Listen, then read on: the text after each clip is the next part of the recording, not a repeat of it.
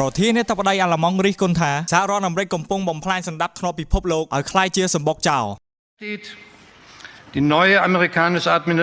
Administration hat ein anderes Weltbild als wir. Eines, das keine Rücksicht nimmt auf etablierte Regeln,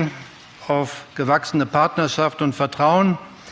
Das können wir nicht ändern. បែកឡាំងប្រធានាធិបតីអាល្លឺម៉ង់លោក Frank Walter Steinmeier បានរិះគន់យ៉ាងធ្ងន់ចំពោះគោលនយោបាយការបរទេសស្ថិតក្រោមរដ្ឋបាលលោកត្រាំដោយបានចោទប្រកាន់ថាសហរដ្ឋអាមេរិកកំពុងបំផ្លាញសន្តិភាពក្នុងពិភពលោកនេះបើយោងតាមការចេញផ្សាយដោយទីភ្នាក់ងារសារព័ត៌មាន Reuters នៅក្នុងសន្ទរកថាដ៏តឹងរ៉ឹងមិនធ្លាប់មានលោក Steinmeier បានចាត់ទុកសកម្មភាពរបស់អាមេរិកដូចជាការទម្លាក់មេដឹកនាំវេណេស៊ុយអេឡាថាជាការបែកបាក់ជាប្រវត្តិសាស្ត្រលើកទី2បន្ទាប់ពីការឈ្លានពានរបស់រុស្ស៊ីនៅអ៊ុយក្រែនលោកបានថ្លែងថាវាគឺជាការដួលរលំនៃតម្លៃដៃគូដ៏សំខាន់របស់យើងគឺសហរដ្ឋអាមេរិកដោយយើងត្រូវរារាំងពិភពលោកមិនឲ្យប្រែទៅជាសម្បុកចោលដែលអ្នកគ្មានសិលធម៌អាចយកអ្វីដែលពួកគេចង់បានហើយប្រទេសនានាជាពិសេសប្រទេសតូចៗត្រូវបានចាត់ទុកជាកម្មសិទ្ធិរបស់មហាអំណាចទន្ទឹមគ្នានេះលោកបានអំពាវនាវឲ្យមានការអន្តរាគមន៍យ៉ាងសកម្មនិងបញ្ចុះបញ្ចូលប្រទេសដូចជាប្រេស៊ីលនិងឥណ្ឌាឲ្យចូលរួមការពារសន្តិភាពរបស់ពិភពលោកផងដែរ